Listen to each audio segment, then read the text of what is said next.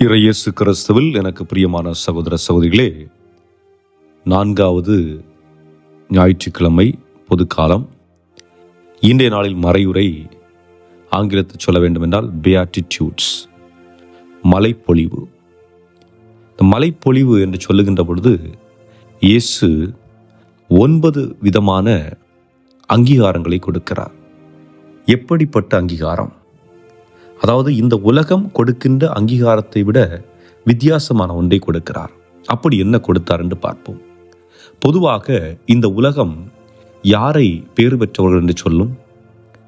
பணம் இருப்பவர்களை, வசதி படைத்தவர்களை, செல்வம் மிக்கவர்களை, பதவியில் இருப்பவர்களை, அரசாட்சியில் நிலைத்து நிற்பவர்களை, வெற்றி பெற்றவர்களை, இப்படிப்பட்டவர்களை தான் இந்த சமூகம் உயர்ந்தவர்கள், பெரியவர்கள், பேறு பெற்றவர்கள் என்று சொல்லும். ஆனால் இயேசு சற்று வித்தியாசமான 9 பொன்மொழிகளை கொடுக்கிறார். அந்த 9 பொன்மொழிகள் என்னவென்று பார்க்கின்ற பொழுது, முதலாவது, யார் பேறு பெற்றவர்? ஏழையரின் உள்ளத்தோர் பேறு பெற்றோர்.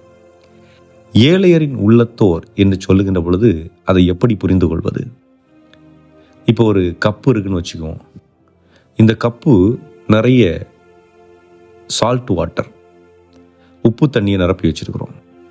இப்போ உப்பு தண்ணி நிரப்பி வச்சிருக்கிற அந்த கப்பில் நல்ல வைனையோ அல்லது வேறு குடிக்கக்கூடிய நல்ல பானத்தை விட முடியுமா? முடியாது. காரணம், ஏற்கனவே நிரம்பி போயிருக்கு.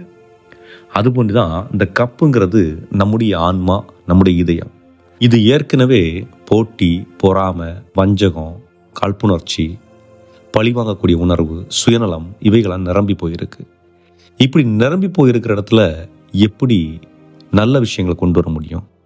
ஆக எப்போ ஒரு மனிதன் தனக்குள் கடவுள் இல்லை என்று உணர்ந்து கடவுளை தேடுகிறானோ அதுதான் ஏழையரின் உள்ளம்.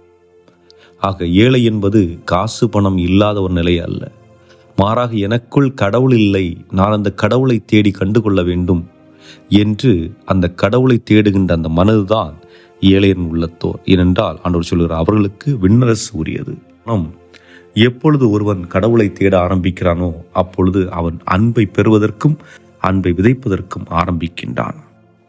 2வதாக பார்க்கின்ற பொழுது துயருவோர், 3வதாக கனிவுடையோர், 4வதாக நீதி நிலைநாட்டும் வேட்கை கொண்டோர், 5வதாக இரக்கமுடையோர், 6வதாக தூய்மை உள்ளத்தோர், 7வதாக அமைதி ஏற்படுத்துவோர், 8வதாக நீதியின் பொருட்டு துன்புறுத்தப்படுவோர், 9வதாக மக்கள் உங்களை இகழ்ந்து துன்புறுத்தி, அதாவது இயேசுவின் பெயரால் இவைகளை நாம் செய்கின்ற பொழுது நீங்கள் பேறு பெற்றோர் என்று சொல்லுகின்றார். ஆக கனிவுடையோர் என்று சொல்லுகின்ற பொழுது யார் நினைவுக்கு வருகிறார் என்றால் போப் 2ஆம் ஜான் பால். அவரை ஒருவன் துப்பாக்கியால் சுடுகின்றான். ஆனால் அவர் தப்பித்துக் கொள்ளுகின்றார். தப்பித்து கொண்டு அவர் பிழைத்த பின்பு என்ன செய்கின்றார்? நேரடியாக சிறைச்சாலைக்கு சென்று அந்த சிறைச்சாலையிலே அந்த மகனோடு அமர்ந்து ஒரு சகோதரனை போல் பேசுகிறார். பேசி அவனை மன்னிக்கின்றார். மன்னிக்கின்ற பொழுது அவர் என்ன இந்த உலகிற்கு சொல்லுகின்றார் என்றால், தோட்டாக்களை விட வலிமையானது மன்னிப்பு, கனிவு, இரக்கம். ஆக இவற்றை முன்னிலைப்படுத்துகின்ற பொழுது ஆண்டவர் பேறு பெற்றோர் என்று சொல்லுகின்றார். அதுபோன்று நீதியை நிலைநாட்டும் வேட்கை கொண்டோர். நீதி என்று சொல்லுகின்ற பொழுது உண்மைக்கு சான்று பகர்தல். அதாவது கல்கட்டா அன்னை தெரேசா அவர்கள் இந்த சமூகத்திற்கு ஏதாவது செய்ய வேண்டும், அதாவது துன்புறும்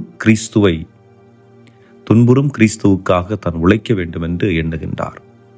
அப்படி எண்ணுகின்ற அந்த அருட்சகோதரி தன்னுடைய கைகளில் பணம் போதிய அளவுக்கு வைத்திருந்தாரா என்றால் இல்லை. அப்போ என்ன செய்கிறாங்க? முதல்ல நோயிற்றிருக்கிற ஒரு மனிதனை கொண்டு வந்து அவனுக்கு தேவையானவற்றை செய்து அவருடைய பணியை ஆரம்பிக்கின்றார்கள். அவர்கள் வெற்றிக்காக செய்தார்களா? இல்லை.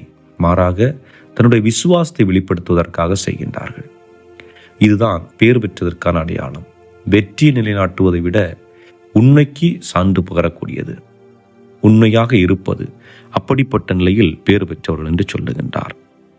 அதே போன்று தூய்மையான உள்ளத்தோர், அமைதியை ஏற்படுத்துவோர். இந்த சமூகத்திலே இன்றைக்கு யார் 2 நண்பர்கள் என்று எடுத்துக்கொண்டாலும் சரி, இந்த பணம் என்று ஒன்று உள்ளே வருகின்ற பொழுது அது சண்டையாக மாறிவிடுகிறது. நம்முடைய குடும்பங்களை எடுத்து பார்ப்போம்.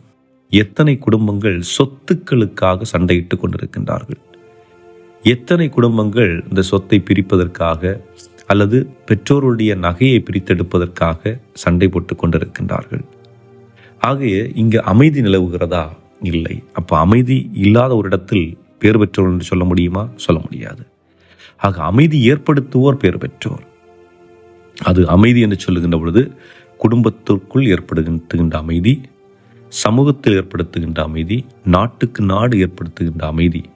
ஆக எவரொருவர் அமைதியை விரும்பி அதற்குரிய முயற்சிகளை எடுத்து செயல்படுத்துகிறார்களோ அவர்கள் பேறு பெற்றவர் என்று சொல்லுகின்றார்.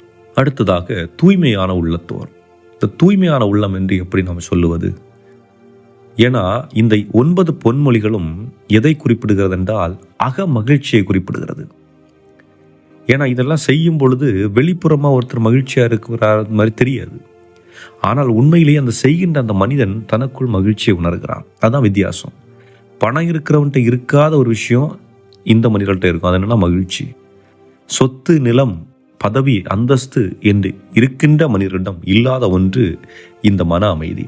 அது இவர்களிடம் இருக்கும். காரணம், இவர்களுடைய உள்ளம் தூய்மையாக இருக்கும். ஆக தூய்மையான உள்ளம் கொண்டோர், கரைபடிந்த உள்ளம் அல்லாமல் தூய்மையான உள்ளம். இந்த தூய்மையான உள்ளம் இன்று நாம் எப்படி உருவாக்க முடியும்? இன்று திருவை நமக்கு திருவருட்சாதனம், அதாவது பாவ சங்கீதனம், பாவ மன்னிப்பு வழிபாடுகள் எல்லாம் கொடுக்கப்பட்டிருக்கு. எதற்கு? என்னை பற்றி நான் அறிந்து கொள்வதற்கு, என்னை நான் பரிசோதனை செய்வதற்கு, என்னை நான் புனிதப்படுத்துவதற்கு, என்னை நான் சரியான வழியில் நடத்துவதற்கு. ஆக இப்படிப்பட்ட நிலையில் நாம் வாழ்வதற்கு கொடுக்கப்பட்டிருக்கிறது. ஆகவே சிந்தித்து பார்ப்போம். ஆண்டவருடைய அருள் உங்கள் அனைவரோடும் நிறைவாக இருப்பதாக. இந்த 9 பொன்மொழிகளையும் நாம் நம்முடைய வாழ்வில் நினைவுகூர முற்படுவோம். அவற்றை செயல்படுத்துவதற்கும் முற்படுவோம். இறைவன் நம்ம ஒருவர் நிறைவாக ஆசீர்வதிப்பாராக. ஆமேன்.